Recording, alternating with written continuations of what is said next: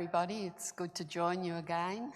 I hope you're well, and I hope you're finding support in some way, personally and through spiritually, of course, in prayer. Today I thought I would use the Gospels that talk about Jesus curing lepers. Today we still have lepers, but we don't see them here much in Australia, and of course things are different. But we are living in COVID, which for us has given us some rules and regulations to live by.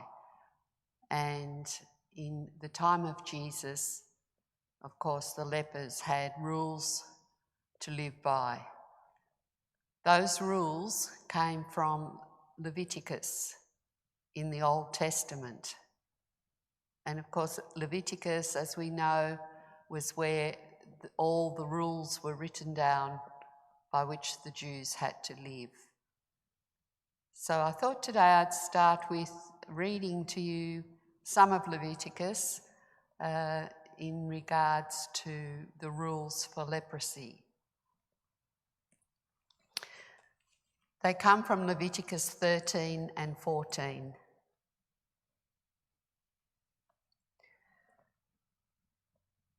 Yahweh said to Moses and Aaron, "If a swelling or scab or shiny spot appears on a man's skin, a case of leprosy of the skin is to be suspected. The man must be taken to Aaron the priest, or to one of the priests who are his sons. The priest must examine the disease on the skin. If the hair on the diseased part has turned white, or if the disease bites into the skin, then it is indeed a case of leprosy. And after examination, the priest must declare the man unclean. On the seventh day, he must examine him again after the man has isolated himself. And if he sees with his own eyes that the disease persists, though without spreading over the skin, he is to isolate himself for a further 7 days and examine him again on the seventh. If he finds that the diseased part is no longer shiny and has not spread over the skin, then the priest is to declare the man clean. It is a scab merely. Having washed his clothing, he will be clean. But if the scab spreads over the skin after the sick person has been examined by the priest and declared clean, then he must present himself again to the priest. And after examining him and certifying the spread of the scab over the skin, the priest must declare him unclean. It is leprosy.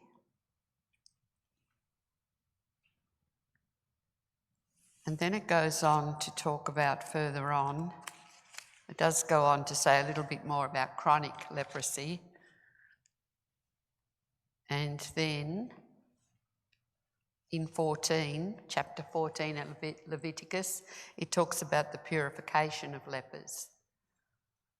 Yahweh spoke to Moses, he said, "This is the law to be applied to a leper on the day he is purified.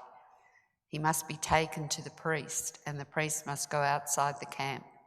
If he finds on examination that the leper is cured of his leprosy, he shall order the following to be brought for a man's purification: 2 live birds that are clean, cedar wood, scarlet, and hyssop.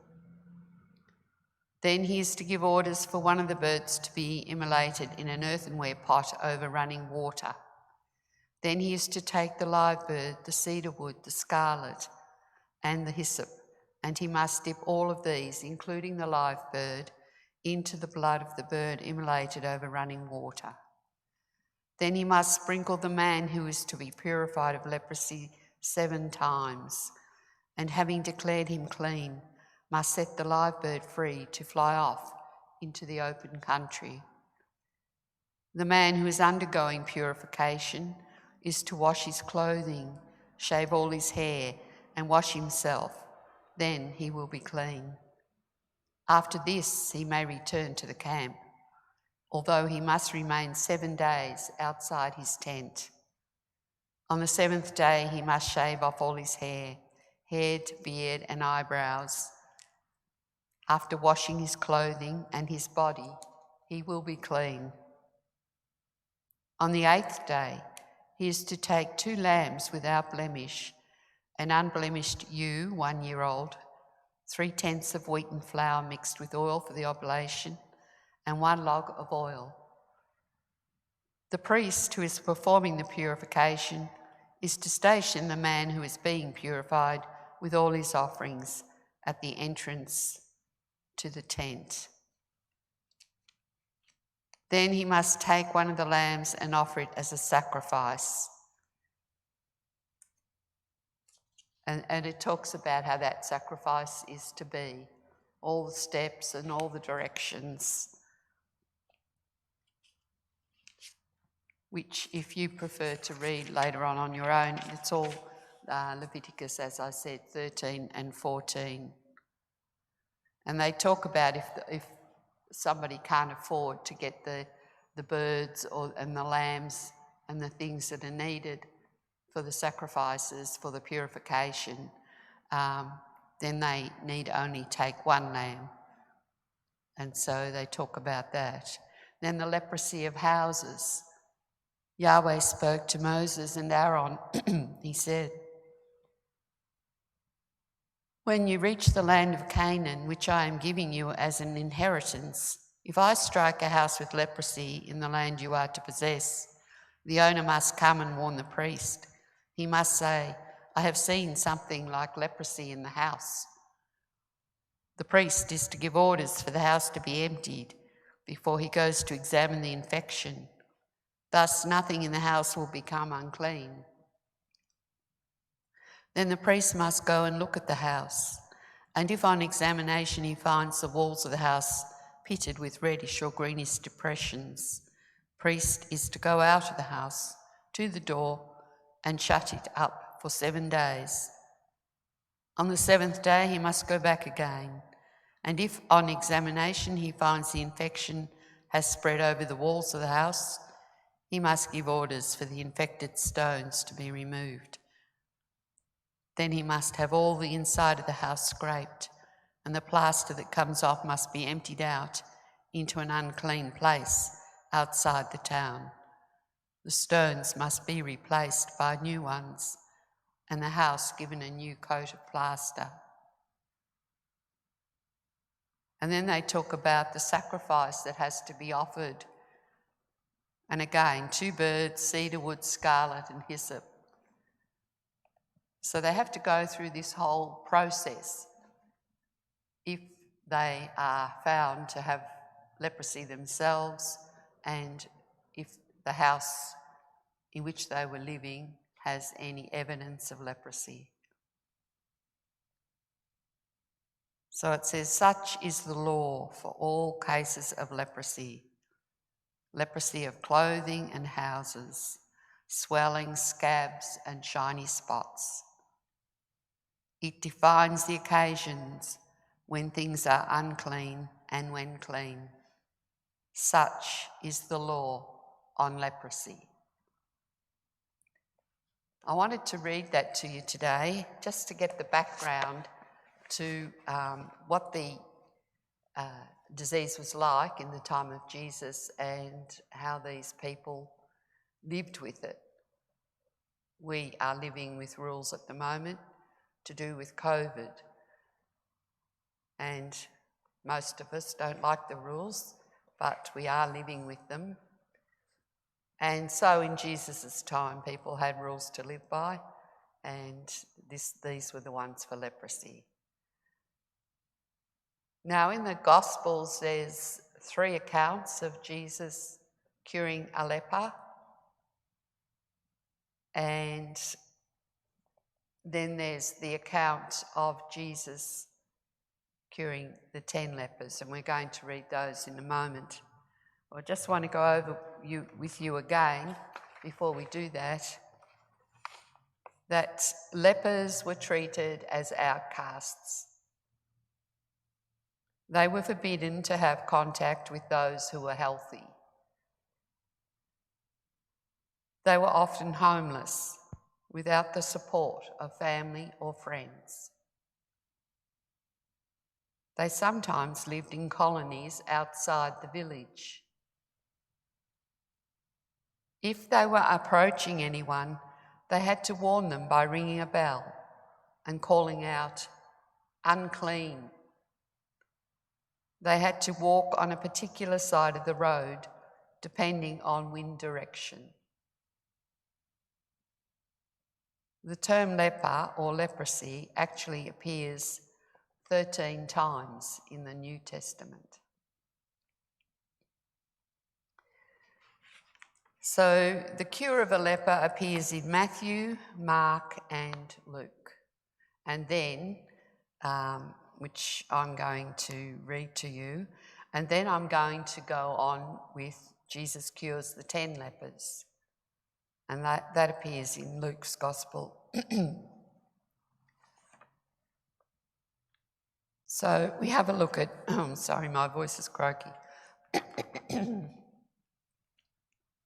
We have a look at Matthew's Gospel first. And there are only short pieces in each of the Gospels on this. So that's why I thought it was good to have the background as well. So the Cura of Aleppo is Matthew 8, chapter 8, verse 1. After he had come down from the mountain, large crowds followed him.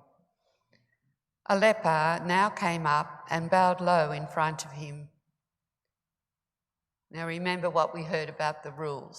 So this leper's breaking the rule, isn't he? "Sir," he said, "if you want to, you can cure me." Jesus stretched out his hand, touched him, and so now Jesus has broken the rule and said, "Of course I want to. Be cured." And his leprosy was cured at once. Then Jesus said to him, "Mind you do not tell anyone, but go and show yourself to the priest and make the offering prescribed by Moses as evidence for them." So Jesus is saying there, don't tell anyone, but go and do what you're meant to do so that there's evidence that your leprosy has gone. And then from Mark, that's Mark 1, verse 40. A leper came to him and pleaded on his knees. "If you want to," he said, "you can cure me." Feeling sorry for him, Jesus stretched out his hand and touched him. "Of course I want to," he said. "Be cured." And the leprosy left him at once, and he was cured. Jesus immediately sent him away and sternly ordered him, "Mind you say nothing to anyone, but go and show yourself to the priest and make the offering for your healing prescribed by Moses as evidence of your recovery." The man went away, but then started talking about it freely and telling the story everywhere, so that Jesus could no longer go openly into any town, but had to stay outside in places where nobody lived. Even so, people from all around would come to him. So here we have the man, he did go and tell others, which meant Jesus now, having touched a leper, of course, he has to obey the law too And that's why it says there, Jesus could no longer go openly into any town, but had to stay outside in places where nobody lived. So Jesus was following the law that we heard in Leviticus. But even so, it says people from all around would still come to see him. So they weren't frightened of the leprosy if they were around Jesus. And then from Luke's Gospel, which is Luke 5, verse 12. Now Jesus was in one of the towns when a man appeared covered with leprosy. Seeing Jesus, he fell on his face and implored him. "Sir," he said, "if you want to, you can cure me." Again, we see the faith coming through, if you want to. And sometimes when we pray, we might be praying, "Jesus, if you want to," or "Father in heaven, if you want to," without presuming that what we're asking for we will get. So if you want to, you can cure me. So there's faith there. Jesus stretched out his hand, touched him and said, "Of course I want to. Be cured."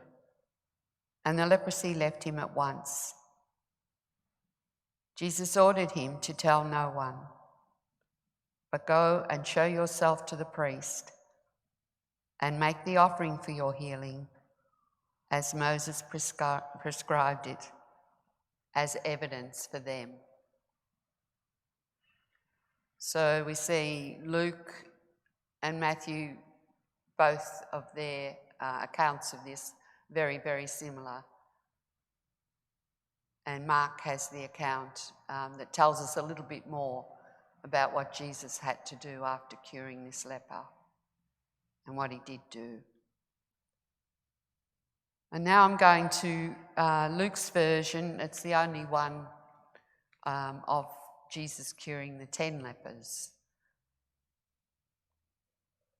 And that's in Luke 17, verse 11.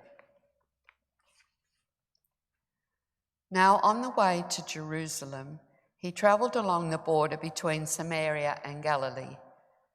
As he entered one of the villages, 10 lepers came to meet him.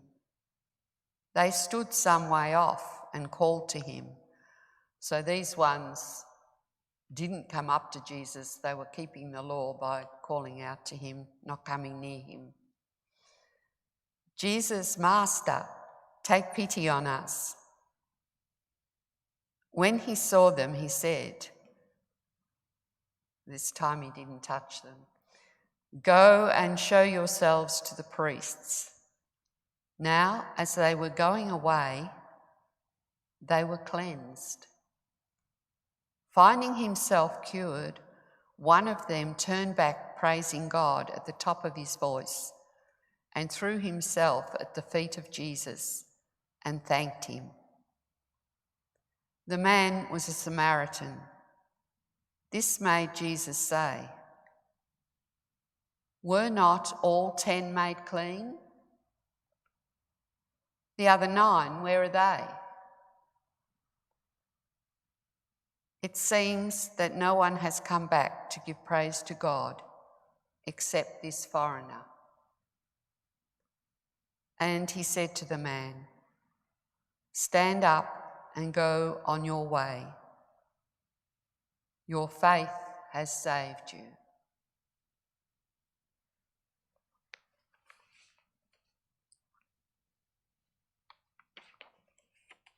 So in these accounts of Jesus curing lepers, we see the empathy of Jesus. He didn't tell these people, "Go away, you shouldn't be near me, you're breaking the law." He had empathy for them. And empathy is not just feeling sorry for someone, although one of the accounts says Jesus felt sorry. It's more than that. Empathy means that you really want to get in with that person's suffering. You want to be with them in their suffering. Sometimes we go, oh, that's bad luck, isn't it? Oh, I feel so sorry for them. And then we don't do anything about it. But a person who has empathy actually goes into the suffering with the person by supporting them in some way. Jesus went into the suffering with the lepers because by touching them, he himself had to obey the laws and go out of the town and not come back until he was sure that he too did not have leprosy. We remember, or I do, you might remember Princess Diana in the height of all the fear and anxiety about AIDS, the disease AIDS. You might remember that beautiful photo of her. She went and visited the AIDS patients in the hospital and she sat with them, and there's a photo of her holding a man's hand. People wouldn't go near others with AIDS. They certainly wouldn't touch them. And she did. She sat there, she held his hand, she talked to him. She had empathy for that man. She didn't just walk from ward to ward, nodding at the door and smiling. She actually sat, held their hand, talked to them, gave them love. And today we're seeing it in our COVID time. The nurses who are sitting with those dying, maybe some are dying from COVID, but some might be dying from other things, and their families can't be with them. And I know that's been, some of our own people have been touched by those situations. They can't be with their loved one. But these nurses are actually sitting with these people, holding their hand and giving them time and love. And so the nurses who are doing that for the COVID patients, they too are risking their lives. So there's a connection there when you think about Jesus having empathy for those with leprosy, and then just a public example of Diana. I know there would be many, many, many more examples, but that was a public one that we can all relate to who saw it. And then we can relate today, living in this time, of the nurses who are doing that with COVID patients.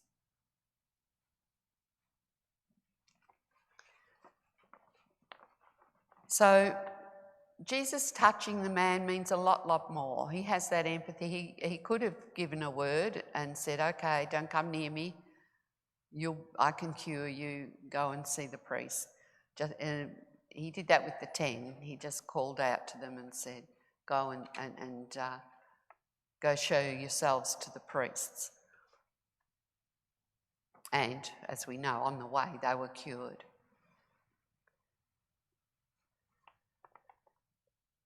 So Jesus knows the law. He knows that when he touched a leper that he would have to then fulfill the law himself.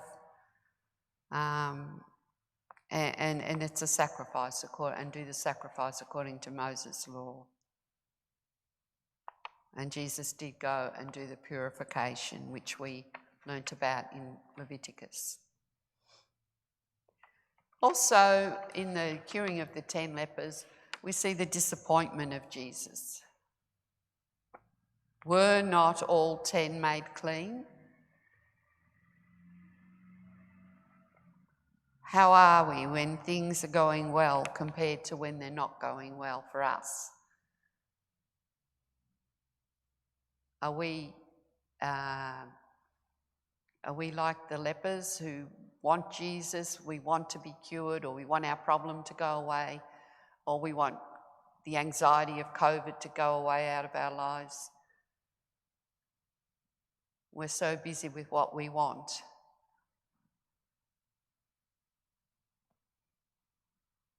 Our prayers of asking and our prayers of thanks, how do they speak out to Jesus or to God? How do they speak out? How are we like the lepers? The foreigner was the one who came back. It's interesting, isn't it? We had the Samaritan woman at the well. She was the one who was questioning Jesus and wanting to know more. And she was the one who ran back and spread the word to her village. We know it was a Samaritan, the Good Samaritan we call it, the man who helped the beggar, took him, looked after his wounds, took him to the inn and paid for him out of his own money for the man to be looked after till he was better.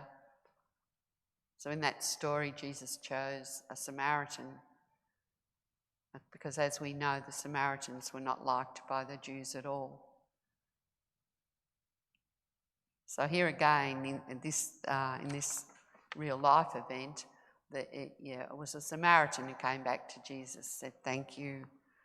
And once again, Jesus says to the person, your faith has saved you. And we've heard that time and time again as we've been looking at these miracles and encounters with Jesus of people.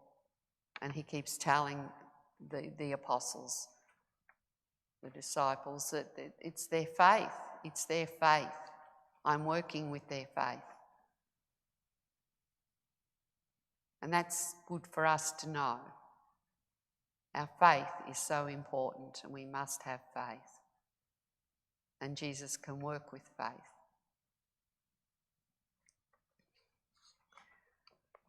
So as you reflect today on what you've heard, or perhaps you're reflecting on a more personal level of yourself and Jesus today, we'll have the image now of the leper and Jesus.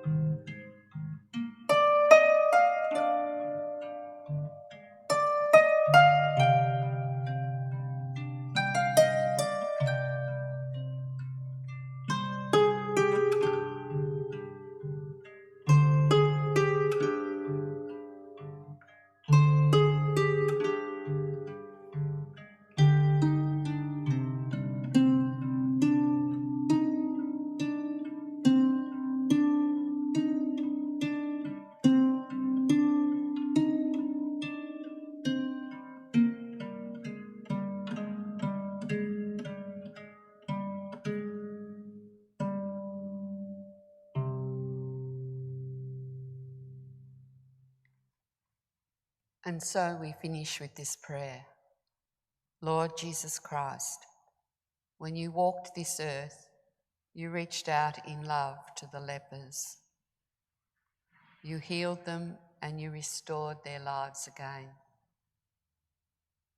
Look kindly on your people today, those who are suffering with COVID, and all of us who are suffering in other ways during this lockdown. In your mercy, give us your love and your comfort, and if it be your will, grant all of us with healing. Amen.